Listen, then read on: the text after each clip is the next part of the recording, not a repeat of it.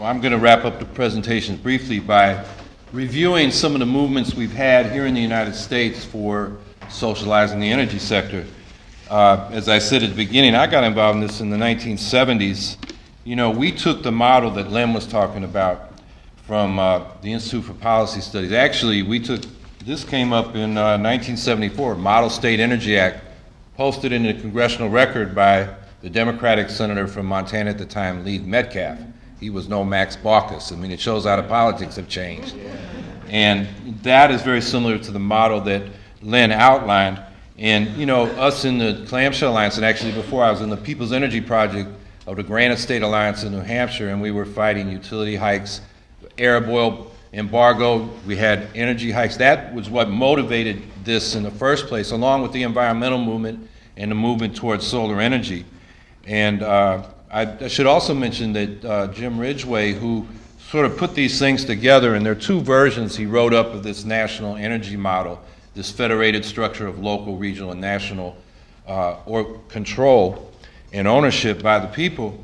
You know, I had originally asked him to come, and he would come, except he had jury duty, which he actually believes strongly in, and he wants to be engaged in these discussions. So hopefully, you know, we're gonna come out of here with a stronger movement. Now, one of the things that model, you know, set out 6 principles, and I think this helps us distinguish between just having a state ownership and trying to take the revenues to fund your welfare state like Statoil does in Norway. And we can think of other models, lemon socialism, the Long Island Power Authority. First, Mario Cuomo bailed out Lilco, which built a nuke, irradiated it, trying to force its opening when they didn't have an evacuation plan. And now Andrew wants to, because they haven't even been really, it was supposed to be an elected board and they changed it to an appointed board. Then he didn't appoint people. Sandy hits, they can't get the job done. So now he wants to put the public assets, keep them in LIPA, so the ratepayers got to pay for that, and give the good assets to a private investor-owned utility, which we call an IOU. So that's not the model we want to go with. But when they laid out this model, they set up 6 principles, and I'll just briefly go over them. Natural resources are the commonwealth of the people. Obviously, the traditional defense of private property is it's your creation, then you have a right to its disposal. Well, the oil and the soil and so forth, you know, that was there before anybody went to work. Every citizen has a right to a fair share of energy. That's the equity issue, rooted in local democratic control. Len was talking about that. Transparency, so the information's public so the people can actually control this system. Least cost affordable energy. In other words, price levels are at the minimum consistent with the cost of production and environmental protection.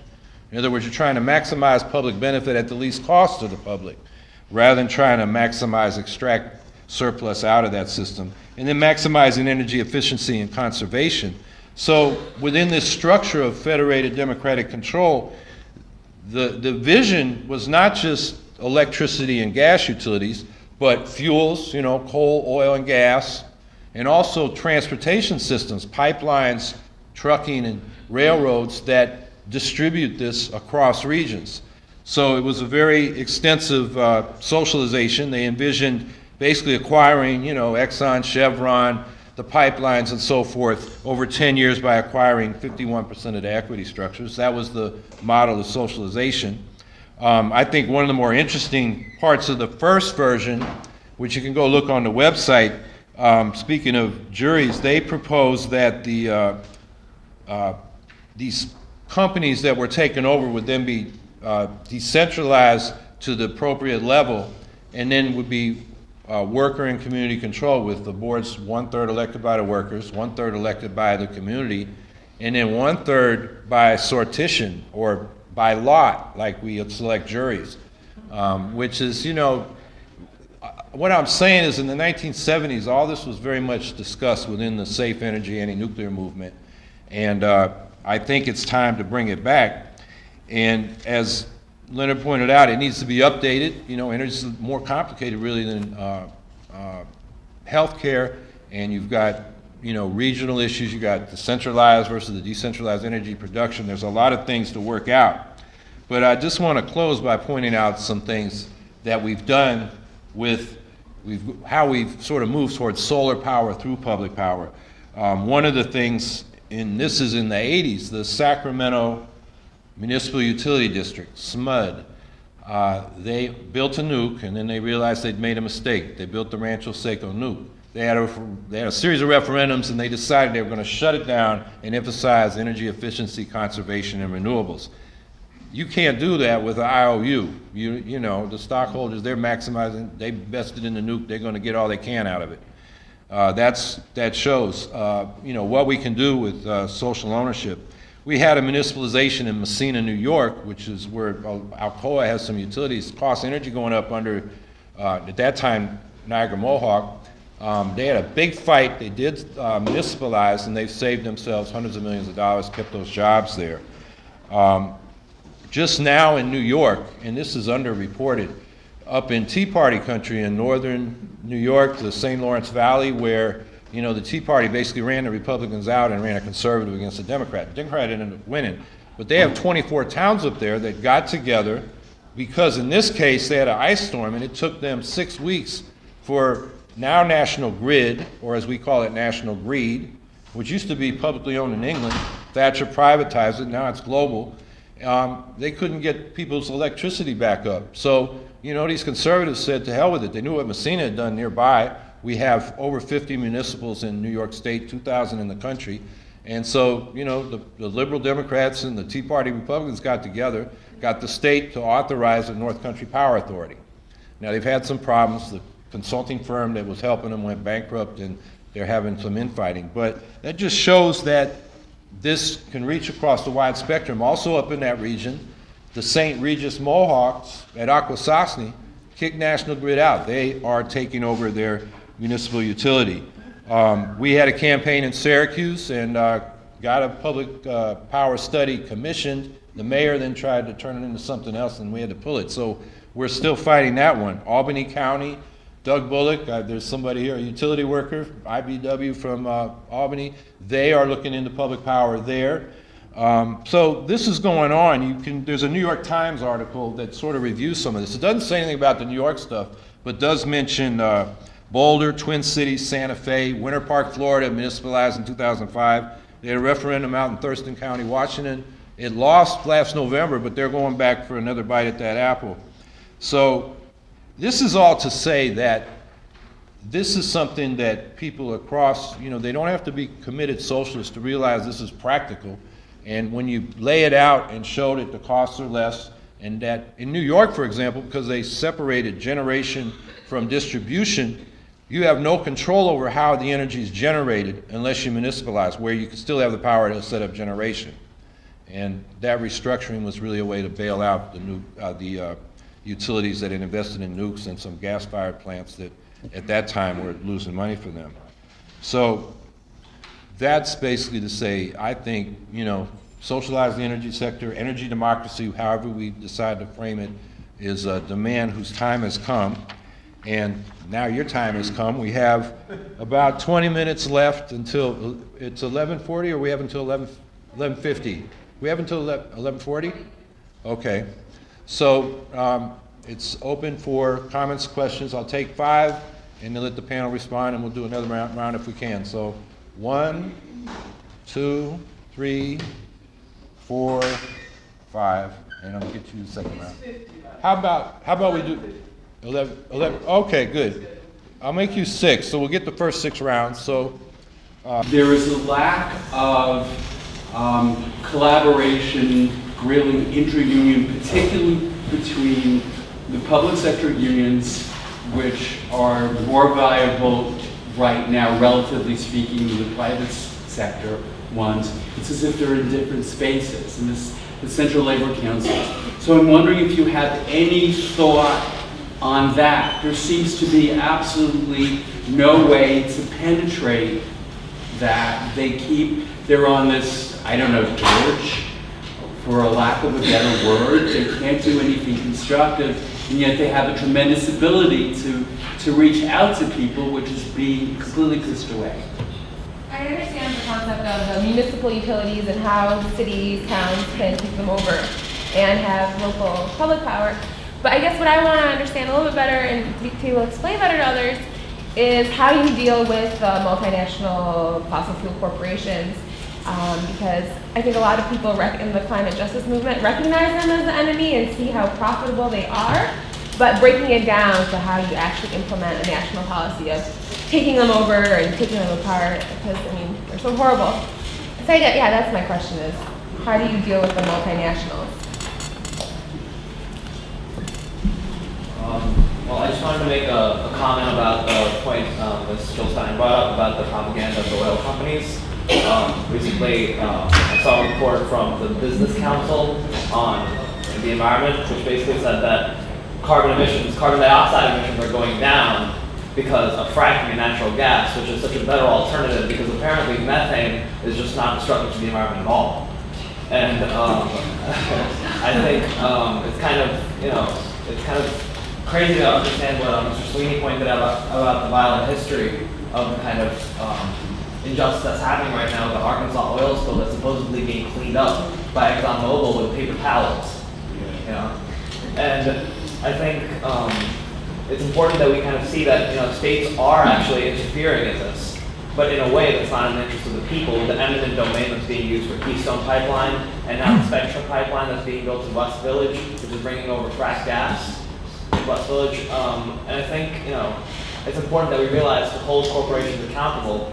The government essentially won't do it. We need a social movement for that. Right now, corporations see environmental catastrophe as a profit loss kind of thing. How much are we going to get fined, and what's the chance of us getting prosecuted?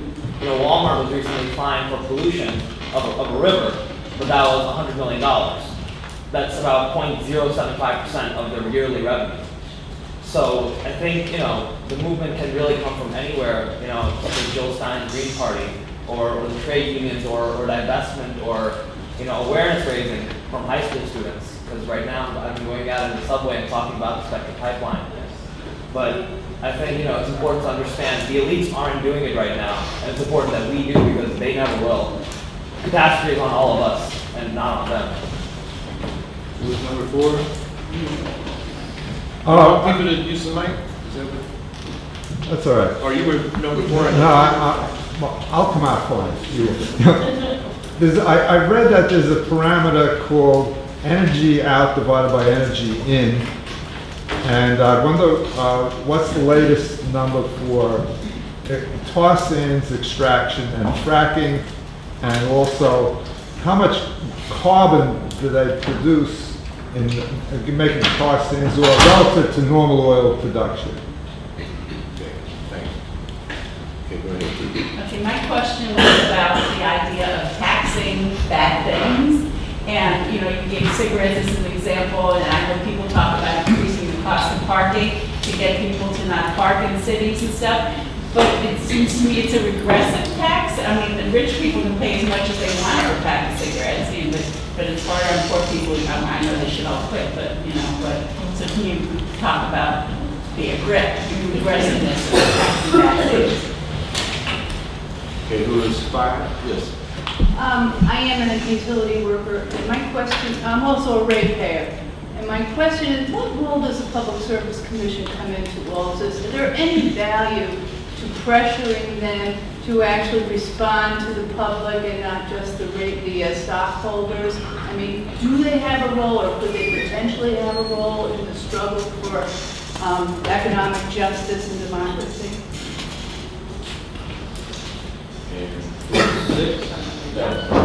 I'm wondering if anything is going on about us having municipal power here in New York City, getting rid of Con Ed. I've been working on this for months, and it seems like I'm the only person. I have small groups who all say, go for it, Ann, we're right behind you, but Ann has to do the work on it.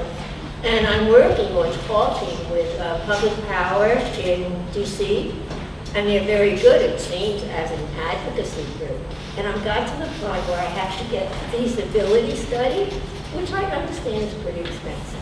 So I'm wondering if anybody else, it's 2,000 municipalities around the country do this, and 50 in New York State, these little towns. What can we do in New York? It's going to be a fight, but that's what we're about. So I'd like to know about that. Okay, so panelists, around, they're gonna respond, start, okay, Charles, raise your hands, so just go let you. Yeah, I don't need the mic. You need the mic for the, Oh, I'm sorry. for the video. I'm just going to respond to Santa and our utility worker. Yes, any sales tax or any ad valorem tax, cigarettes, carbon, is regressive up until the point that the revenues come into account. In other words, if the revenues were pissed away into the river, which is the right-wing view of what government does, or if they are used to fatten the balance sheets of corporations, which is our view, then it will be regressive. On the other hand, if taxes are swapped or shifted in progressive ways, like reducing sales taxes with the carbon tax revenues, or eliminating payroll taxes, or even more transparently, the dividend approach where every household gets an equal slice of the pie, then the net outcome is going to be progressive, and it has to be. And my comment on the utility, in an earlier period in my life, in the 70s into the 80s, I was an expert witness for state consumer protection boards or attorneys general in half the states in the country before public service commissions. And that came about only because there was a powerful citizens movement in localities and states that ultimately caused Congress in the 70s to pass legislation that funded those units at the state level and hired expert witnesses like me to push back against the electric utilities in these administrative or regulatory proceedings. And all the time, I was a hotshot expert witness. I thought that my great arguments were carrying the day. But no, that was a total fantasy. It was political power that was carrying the day, and at the end of the day, if the public service commissions needed, a representation by an expert witness on which to hang their decisions, sure, they would hang it on me. But the lesson for that is that it's the political arena that needs to have the pressure. And writing letters to the Public Service Commission, maybe they can turn your own lights back on or get you half of your money back if the company's screwed up or something. But on a political level, the pressure has to be at the political arena so that a governor and a legislature, whether here in Albany or anywhere else, makes the Public Service Commission do the people's business. Yeah, I'll take a couple of the questions on the holding corporations accountable, multinationals, and also the labor construction unions, if that's okay. On the construction unions, real quick, what's happened in the labor movement in the last few years is that the construction unions originally went along with, particularly the laborers union, which is the most pro-pipeline union right now. They went along with the whole green economy talk. They trained at their own expense a lot of workers to do weatherization, insulation, and the policies never materialized to really do it at scale. So you have these little pilot projects like Good Jobs, Green Jobs, New York, which employed 3 people, wasn't enough to justify all the hype and all the resources that went into the green economy. So along comes the fossil fuel industry and says, forget about this green economy shit. We have got more fossil fuels in North America than you can imagine, and we're prepared to build these projects union, so you better get your butt down to Washington and say, this is a lifeline for your members, because we are the most unpopular corporations in the United States right now, and we need you to get the Keystone XL pipeline, and if we get the Keystone XL pipeline, there are 20 other pipelines waiting to be built. That's the message. So the building and construction trades are basically being enlisted by the industry because of a policy failure brought about by the Obama administration.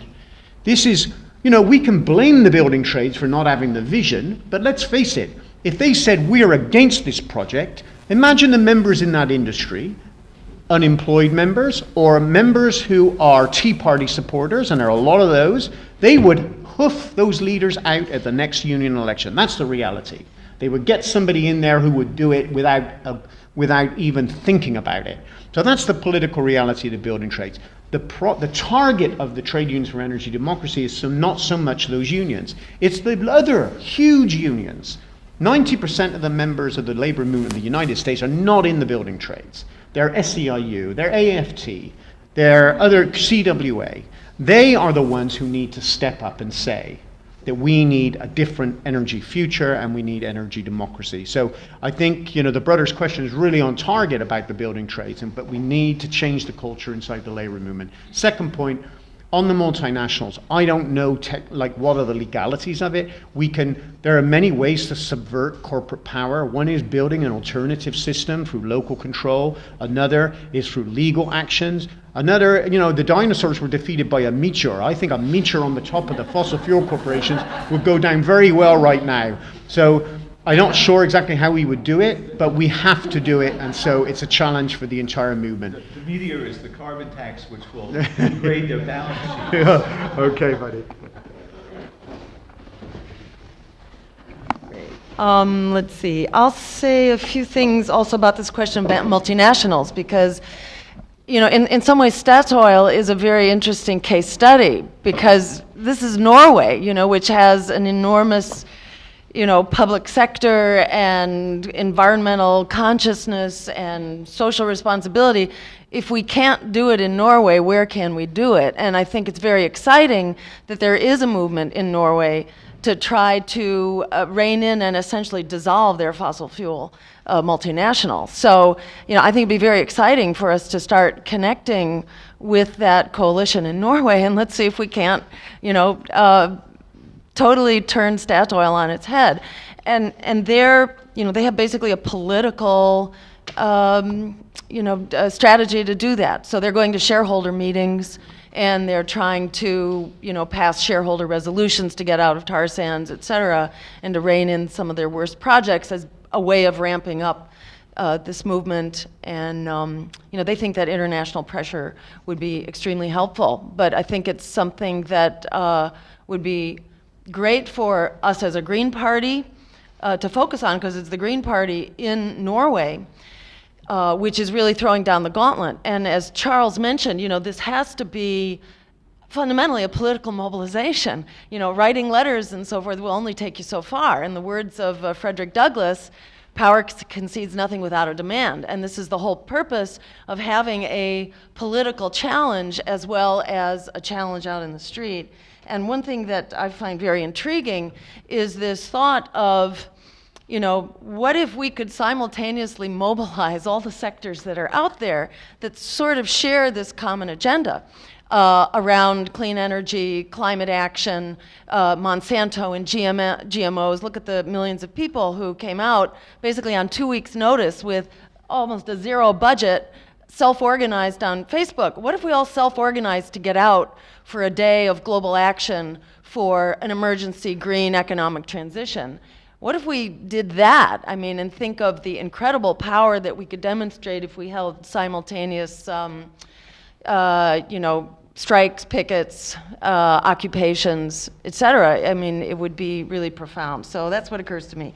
And then on the question of tar sands, how polluting is it, and fracking and so on.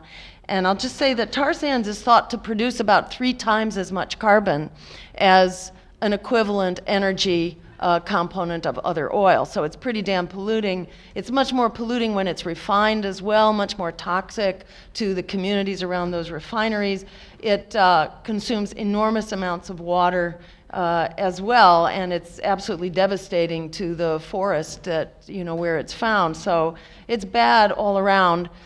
And on fracking, you know, there may be this disinformation campaign about how the carbon footprint of fracking is lower, and that's probably true if you're just looking at carbon dioxide, but methane is far more powerful as a greenhouse gas, and the benefit of fracking goes away if there's more than something like 2 or 3% leakage of methane. And it's felt that 2 or 3%, which is claimed by the industry, is just false. It's probably up there more like 7 or 8%, which makes it far more polluting, considering all sources, to greenhouse gases, and far more harmful to the climate.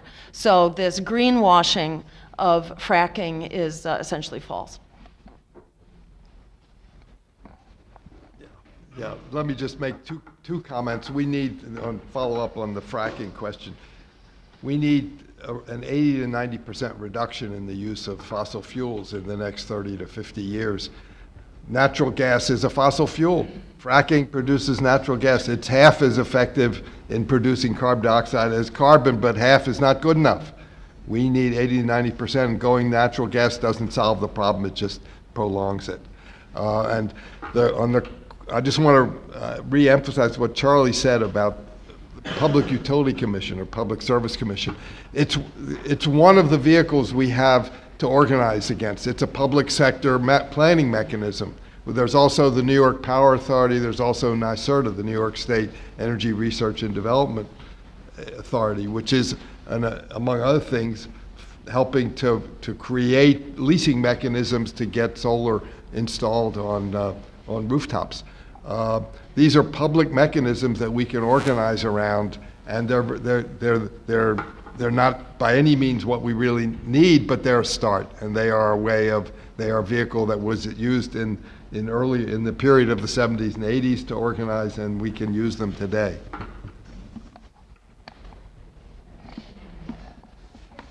I'll just add a couple comments and then we'll go to another round of comments from you. On the question of the unions, I'm not sure Sean mentioned, but the transit workers have been very supportive of this alternative agenda for, they're pushing mass transit as opposed to car-dependent transit, and came out against the Keystone Pipeline. Also, IBEW, when I've talked to them up in central New York about what it's like to deal with national greed versus the municipals, they much prefer the municipals. The municipals are reasonable, and the municipals understand that they need good utility workers so when they do get an ice storm, they can get it back up. I mean, that's what those people in the North Country saw. The municipals were back up, and they were without power for over a month.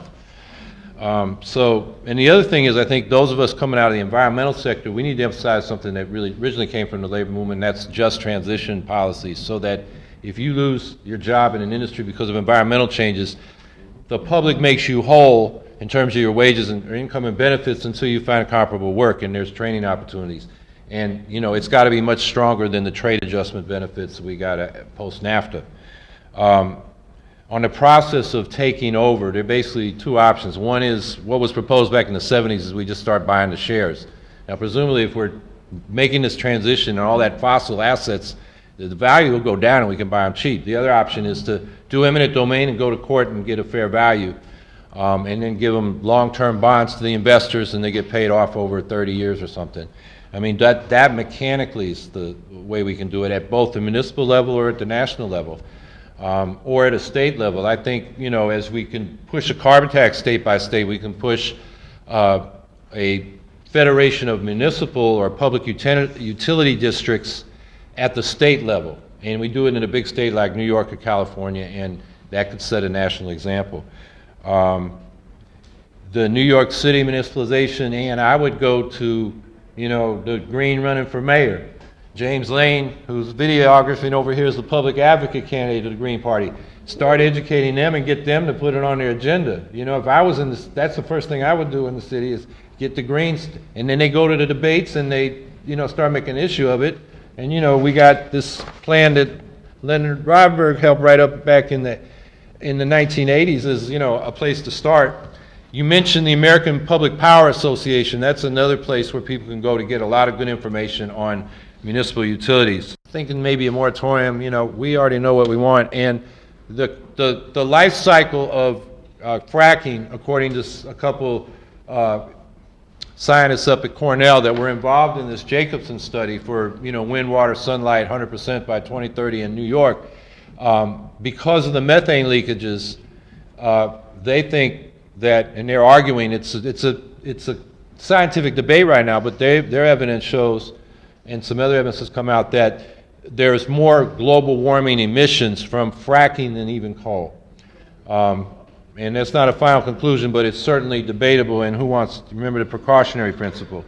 And the other thing I mentioned last on the Public Service Commission, we used to have a public utility board. That's one of these Ralph Nader things where the consumers get together, put a few bucks in, hire staff that can advocate for the public. Pataki destroyed that. He just